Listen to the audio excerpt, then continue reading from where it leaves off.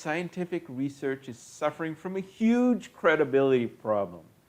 And you don't have to be a researcher to appreciate it.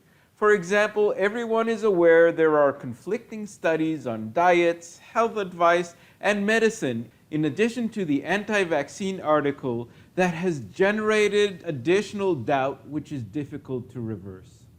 Scientists are also aware of the credibility problem, and they call it the repeatability and replicability crisis. I've made several videos about it in my channel, Updating Research.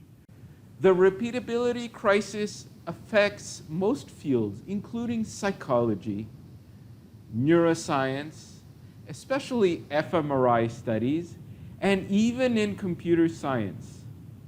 Moreover, even while this problem has been raised to researchers' awareness for over 10 years now, it's not getting better. The problem is not lack of education or individuals motivated to move research forward, nor are the scientific methods themselves a problem. They are designed and built for random errors. The problem is science administration, which forms a competitive system that is not a free or fair market and controlled by a small number of individuals in each field within small closed committees, which too often rewards pleasing and promoting the entrenched and focused on maintaining standings. In this environment, novel ideas which require nurture and support, just like any other research, are perceived as a threat and subjected to political hurdles. It wastes efforts and talents by marginalizing those within that are truly trying to advance it, and wastes public resources with many researchers not even living to see the adoption of their ideas that have completely transformed fields. And this inhibition has even been experienced by Katalin Karretko, who discovered the hypoallergenic genetic messenger RNA that Pfizer and Moderna are using in their COVID vaccines today.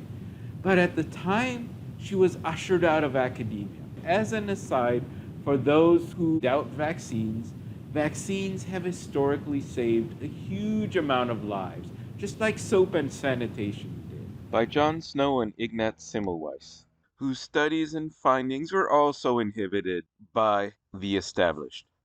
But the focus here is what can be done to stop unreliable research. Researchers need to fix their broken system. Small, self-selected committees must be replaced with more democratic mechanisms appropriate to this millennium. Moreover, we don't need opportunistic corporate interests benefiting from and reinforcing a broken system.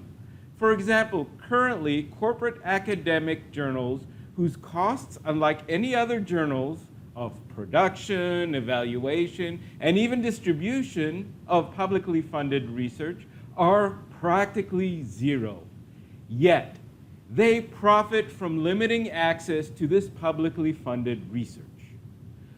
Modern information age tools aggregate information such as search data from the public indirectly and govern funding and presentation decisions.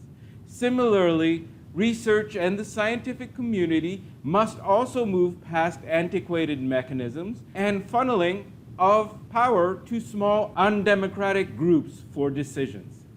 Each funnel needs to be replaced with an information age system whose algorithms can be controlled by people outside of the monarchs and drawing from data obtained from the greater community within each field, thus reducing the ability of the system to be hijacked by individuals or taken advantage of by corporate greed.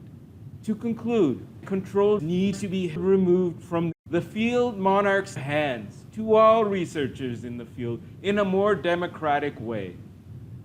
Please continue to raise awareness of how costly this corruption is and push for changes that we all know are needed so that together we can make our world better for everyone.